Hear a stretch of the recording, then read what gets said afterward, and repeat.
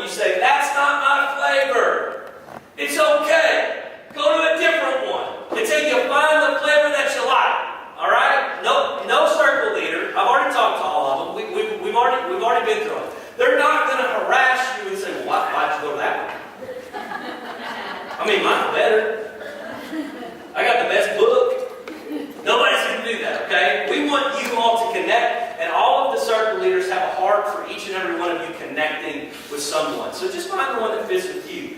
If you're youth, man, stick around. If you haven't already met Michael and Bridget, they're absolutely incredible. They're stepping up to the plate in a big way for this church. We want you to meet with them. They've got some exciting, fun things going for this summer where you can just connect with them and get to know them more, and then they'll launch into some regular meetings. But we're excited about all that God's doing. Amen? We're blessed. We're blessed beyond measure. We're blessed beyond belief. Sometimes we take for granted all of the blessings that we have, and we just have to stop and take a step back and say, man, God really is pouring into us in ways that we don't even deserve. We kind of concluded this series that we were doing titled Surrounded. We're going to kick off a brand new series this week titled We Are the Church. And really what I want to do is I want to spend a few weeks focusing on what our heartbeat should be as the church, as individual believers, and then as this collective group that we call Merge. So we're going to kind of highlight some different things that I think are extremely, extremely, extremely important. And I love all the songs that we sing about love. Before the power went out and Greg took over like the pro that he is, doesn't even miss a beat, I was thinking, man, I think I'm going to ask Lord to sing Reckless Love, because we were just singing about love, and today is all about love. Y'all don't like love. What's wrong with you people? I knew the corner didn't like love, but I didn't know the rest of you did. In fact, I was meeting Wednesday, and I'm not going to tell his name particularly, but someone in this church told me about the funniest thing ever. We were talking about the book Love Does by Bob Goff. And he made reference to the fact that he told his wife once that he loved her and he would let her know if anything changed.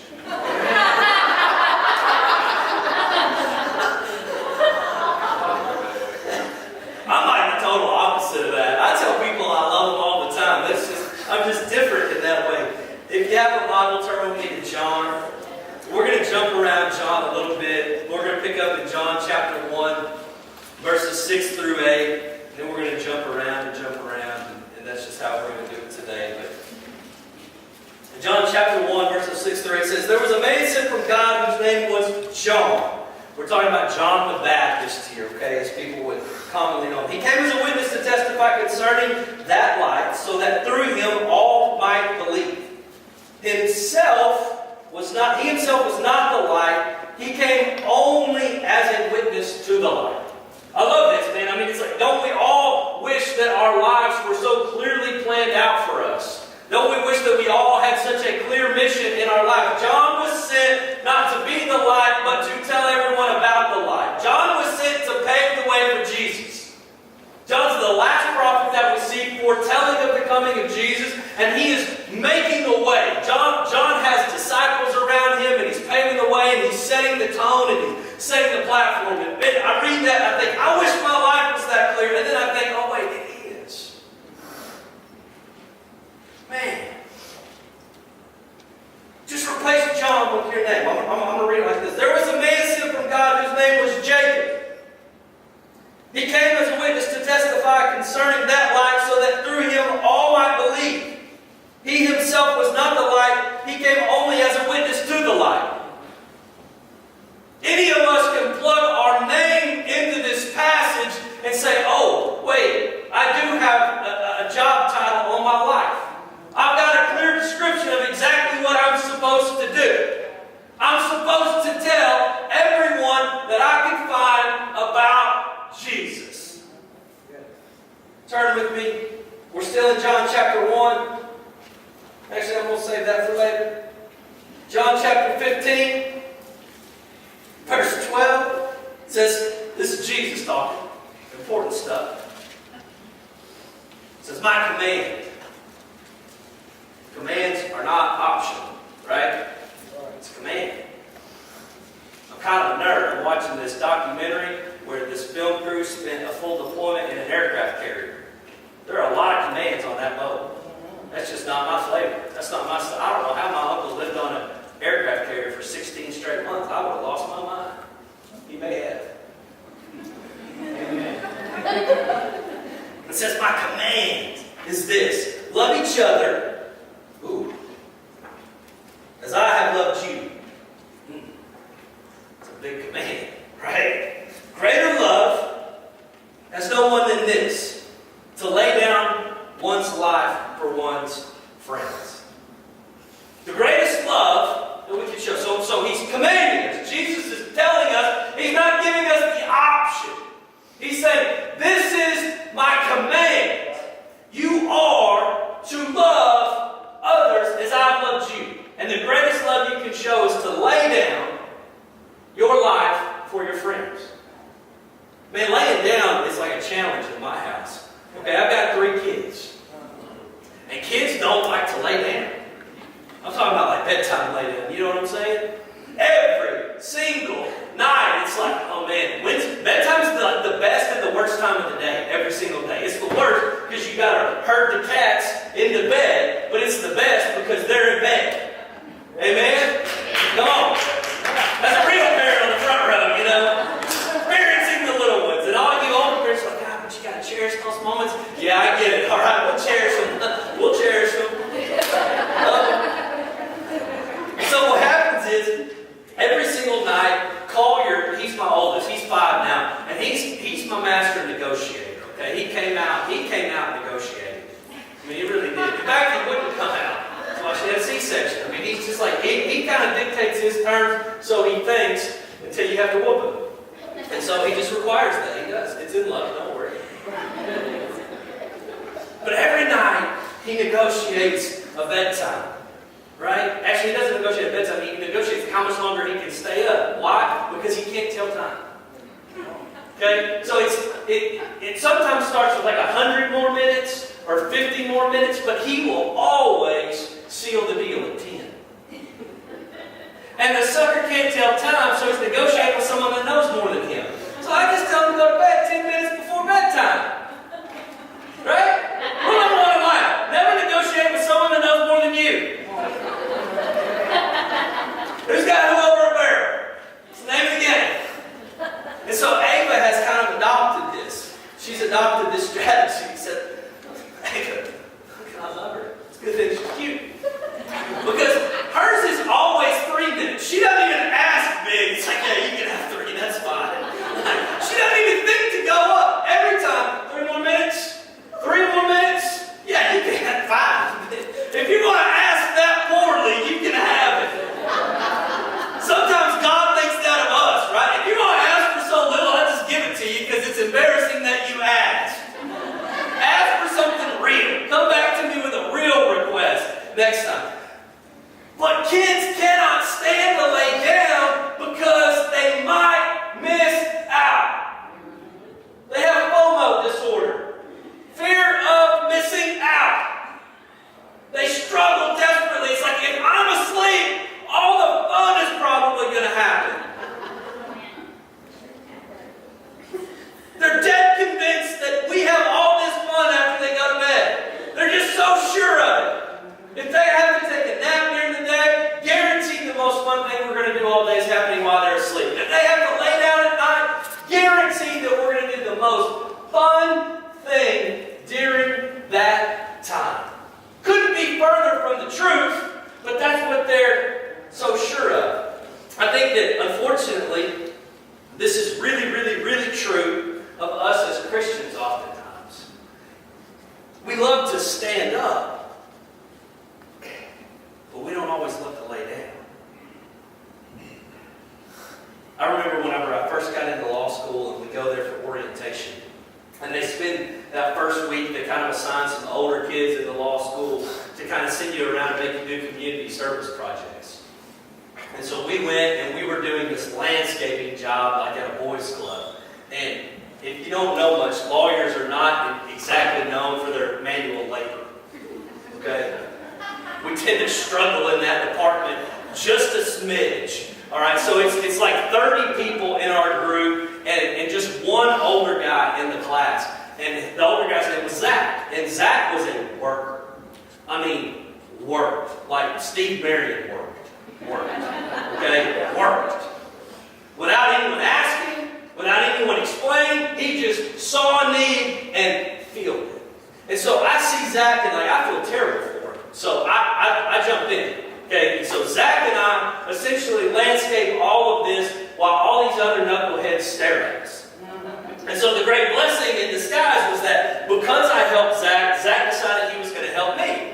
So he started to mentor me. He started to share books and notes with me. He started to give me advice. And I'll never forget the advice he gives me this day. He says, let me explain something to you. In every law school class, there's a gunner. I was like, what are you talking about? And he said, yeah, there's a kid in every law school class that just won't put their hand down. Like, see me, professor, I know the answer. Look at me. I want to stand up and talk. I want to stand up and be seen. And he said, if you can't find the gunner, it means it's you. Note to self, I was never that great in the academic world. I just kind of skated by, so I wasn't that worried about it. But you get into school and you do. There's the gunners, right? They can't wait to stand up. But go find you a gunner and ask them for help. Ask them to lay down a little bit for you. Not a chance they're going to do it. And how often are we that as Christians?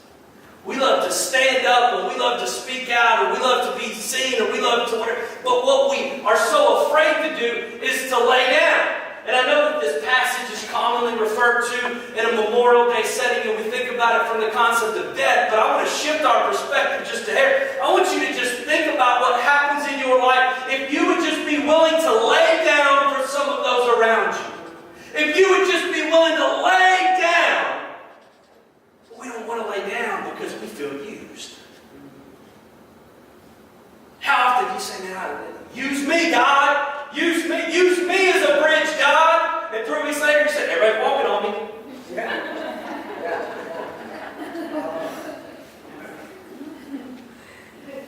We do it. All of us, myself included. We all sign up for it. So point number one of why should we lay down? Point number one.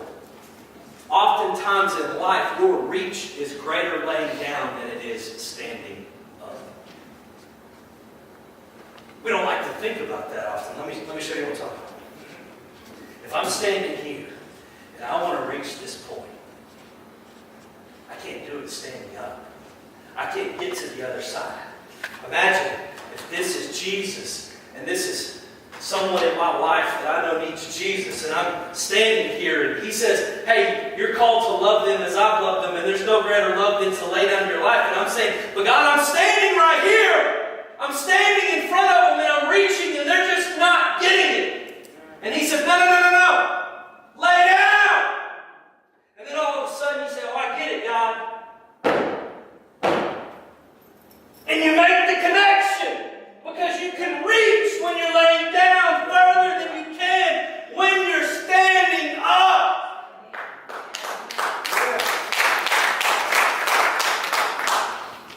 But we don't want to be walked on. We don't want to be used. Talking about being a nerd earlier. I love Mount Everest documentaries. I love it. I have no desire to climb Mount Everest. Just live vicariously through the documentary. Why do I want to climb and watch it on Netflix? But those guys are so resourceful. They take ladders that you think are meant to stand up, and they lay them down. And they make bridges out of them that you walk across. John the Baptist was sent not to be the light, but to witness to the light. John chapter 1, picking up at verse 35, it says, the next day John was there again with 2 of his disciples. When he saw Jesus passing by, he said, look, the Lamb of God, fulfilling his purpose, doing exactly what he was designed to do. When the 2 disciples heard him say this, they followed Jesus. Turning around, Jesus saw them following and asked, what you want. They said, Rabbi, which means teacher, where are you staying? Come, Jesus replied, and you will see. So they went and saw where he was staying, and they spent that day with him. It was about 4 in the afternoon. Andrew, Simon Peter's brother, was one of the two who heard what John had said and who had followed Jesus. The first thing that Andrew did was to find his brother Simon and tell him, we have found the Messiah, that is the Christ. And he brought him to Jesus. I love it because John the Baptist's entire life is about being a bridge.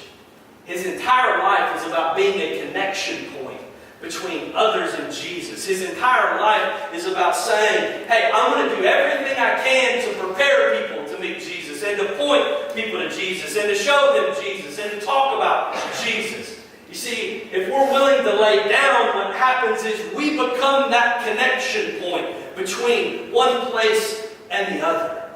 Our reach grows when we become willing to let some other people use us a little bit and walk on our backs just a little bit and walk across us just a little bit.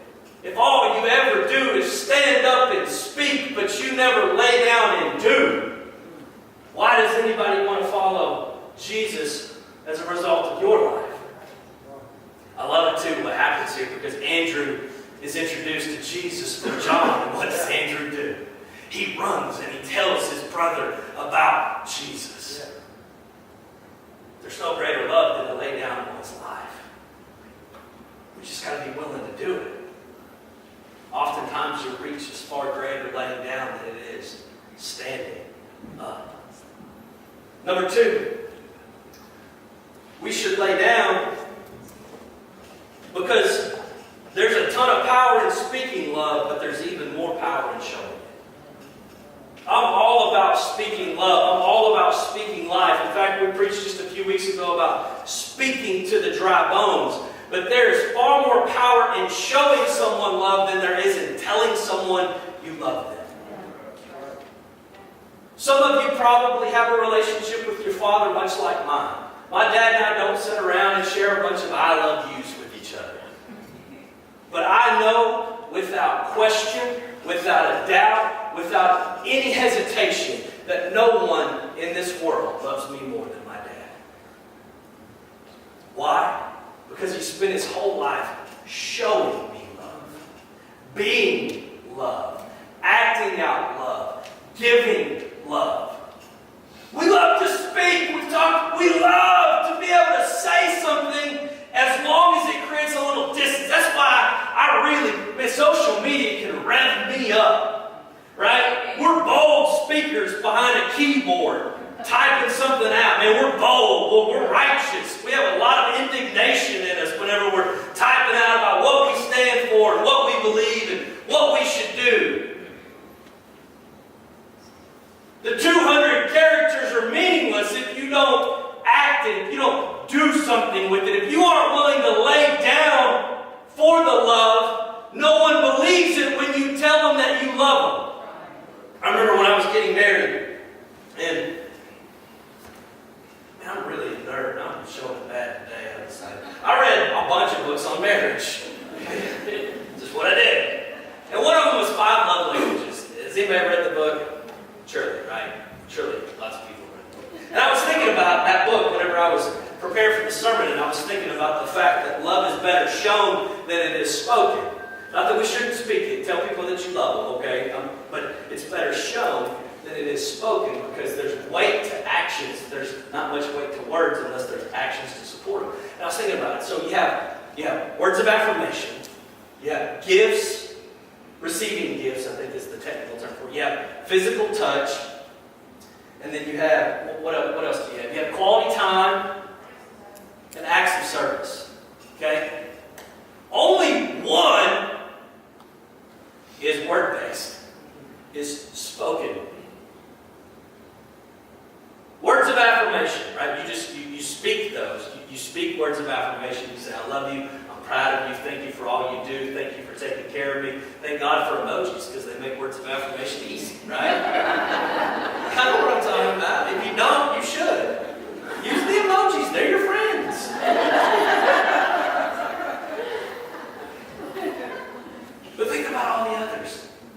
receiving gifts means that I have to go and do something, right? I've got to go get a gift, I've got to find a gift, I've got to think about the gift, and I have to give the gift. Acts of service.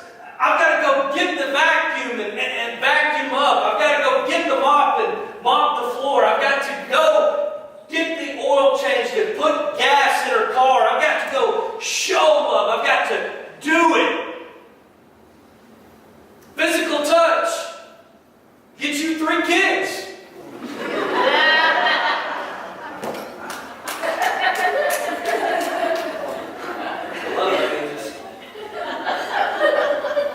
All of them require, of the 5 love languages, 4 of them require you to do something, not just say something. When you lay down, what you're doing is you're separating my willingness to just stand and speak. And there's a time to stand up. I'm not saying that there isn't. We're going to talk about that later in this series. But I wanted to start with laying down because I think there's so much power to be found in showing love, in being love, in doing love, as opposed to just speaking it. You can stand up with just words. You cannot lay down without action. No greater love than to lay down one's life. Are we willing to lay down? Number 3.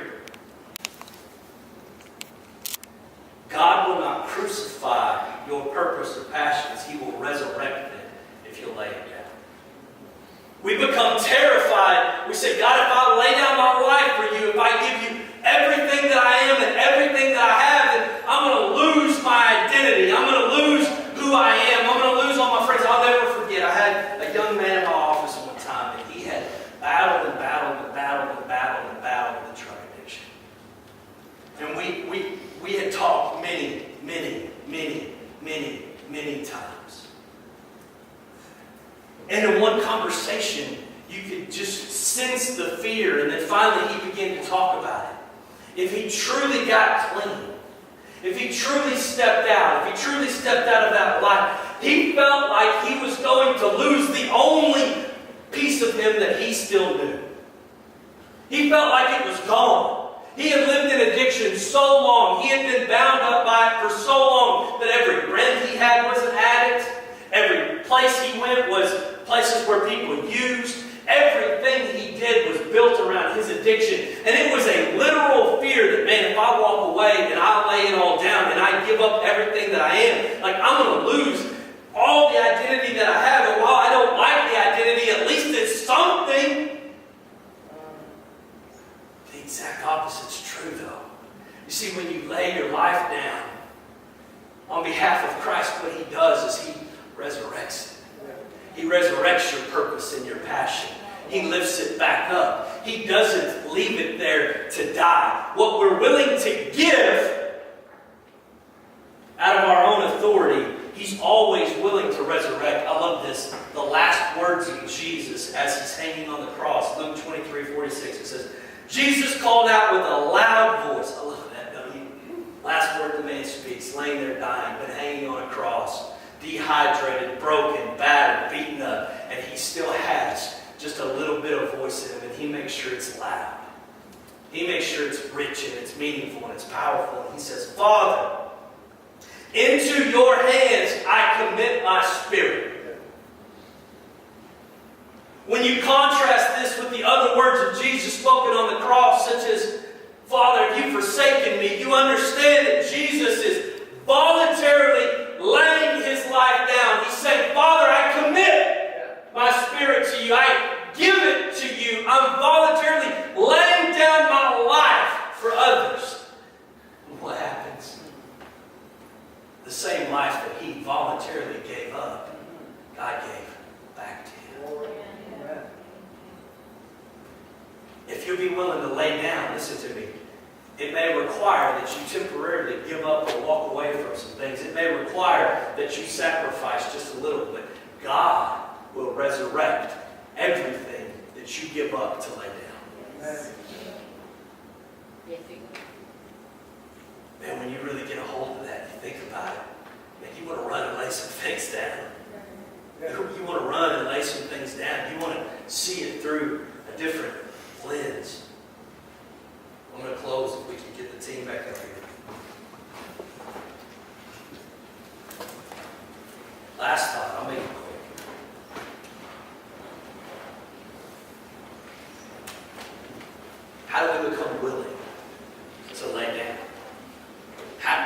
truly become willing to just lay it down.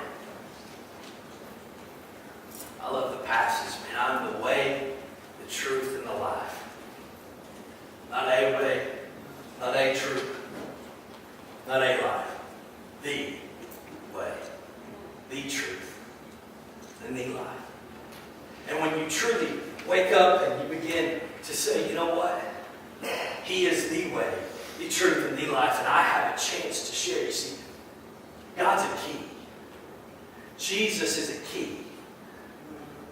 And what he does with that key, I love it. It's twofold. He locks up your past and he unlocks your future.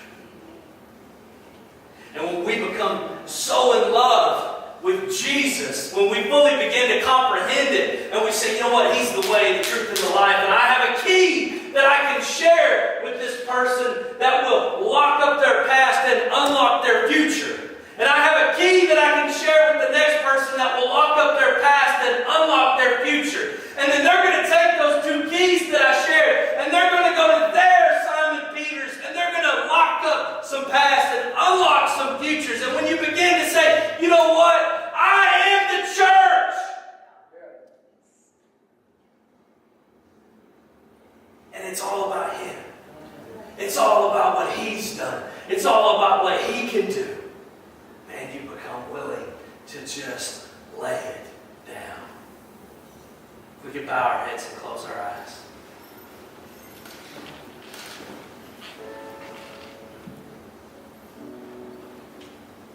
If there's anybody in this room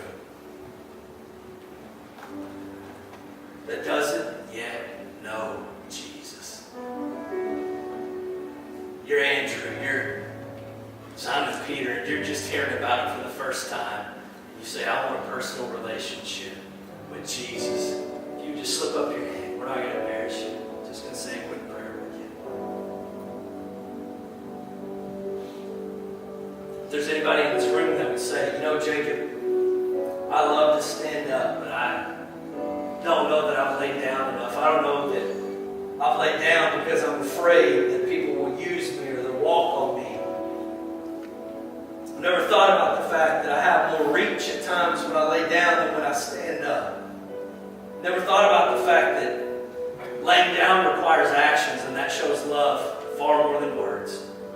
Never thought about the fact that what I give him voluntarily, he will return to me. You say, I just want to lay down more.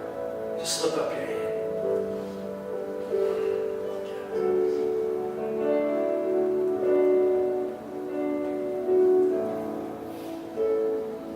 Heavenly Father,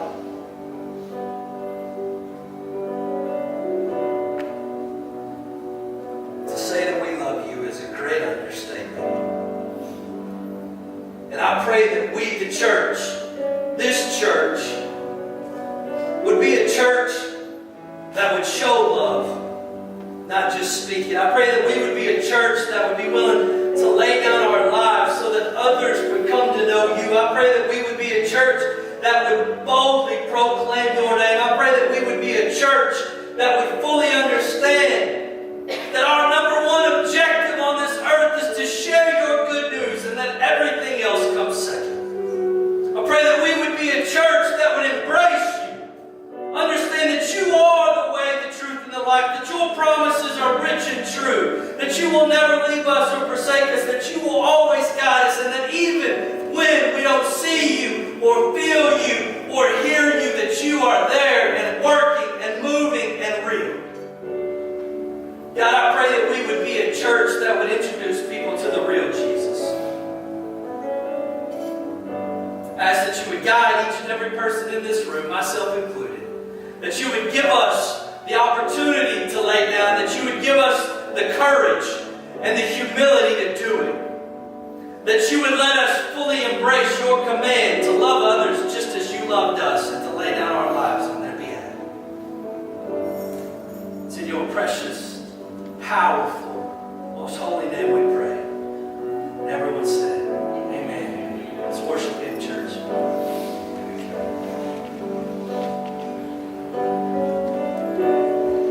For I spoke a word, you were singing over me.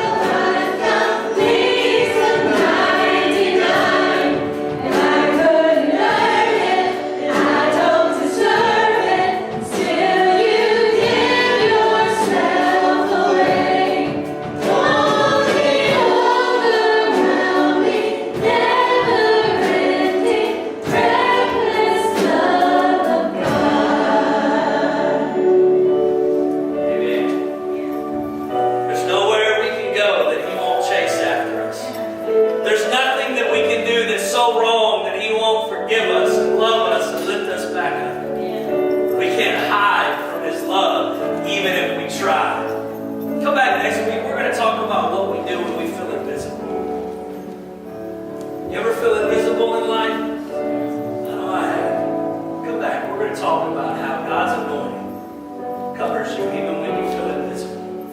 That He's there and He's real. Don't forget, circle leaders are going to stick around. Kevin and Shannon are going to be available, and the Mary and Hal crew, and Corey and Laura will be available here in just a little bit. Michael and Bridget with you. Tiff and Jason with Financial Peace. We've got all kinds of different stuff going on. Stick around, meet them, sign up, talk to them, chat with them, find out how you can get plugged in. I love you guys. Let's be a church that loves because we are the church. Amen? Amen.